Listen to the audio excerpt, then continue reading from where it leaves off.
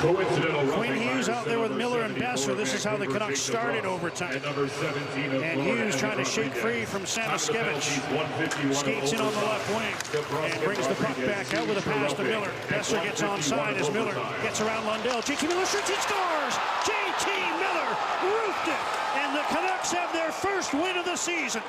It comes in overtime at 2:09 as Miller took advantage of the forward back, got around Lundell, and ripped it past Bobrovsky to give the Canucks a 3-2 win. This was a set play in the neutral zone.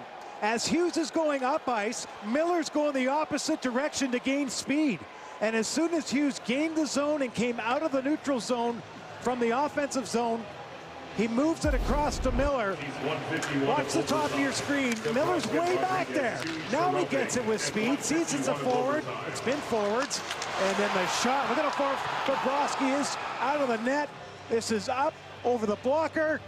Miller time. 3-2 Canucks. JT Miller with his 10th overtime goal as a member of the Vancouver Canucks. He's now second all time. He was tied for second with Brendan Morrison.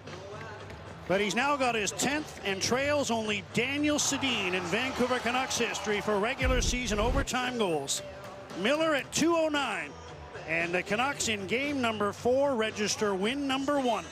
They're back to 500 on the year, 1-1-2, even on the road trip, and headed to Philadelphia to take on the Flyers. And it comes back to Hughes. The number 74 Vancouver take the thrust. Samoskevich chasing him.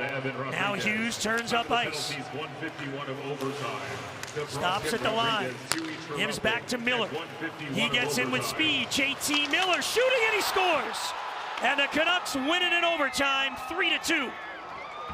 Miller, the game winner. And that's a set play. You saw Hughes takes that puck, gets over the Panther blue line, but he knows that JT Miller is going to be coming back through the neutral zone with full speed, and he goes wide and then just picks the corner. There goes back to Miller.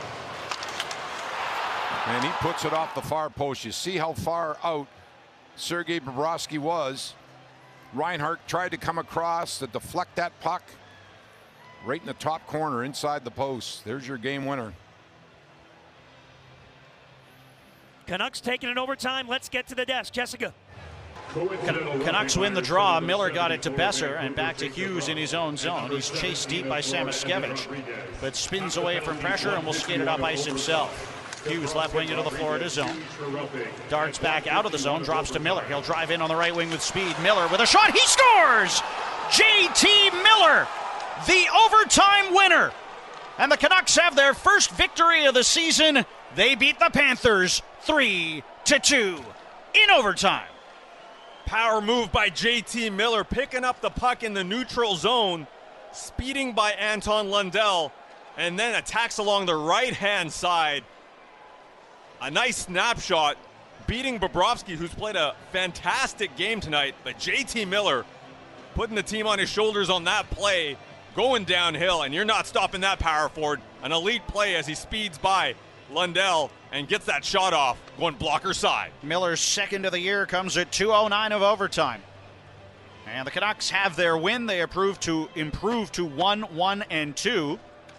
And in the same situation that they were last year, have 4 points through 4 games. And a much more impressive performance by Vancouver as they were playing with urgency. There was a real want and desire in this game throughout the 60 minutes. Even though there's peaks and valleys, you are playing the Stanley Cup champion.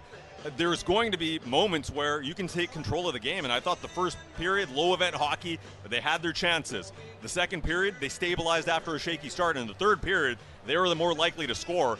I think this is a big step in the right direction for Vancouver, and that's exactly what you want to see.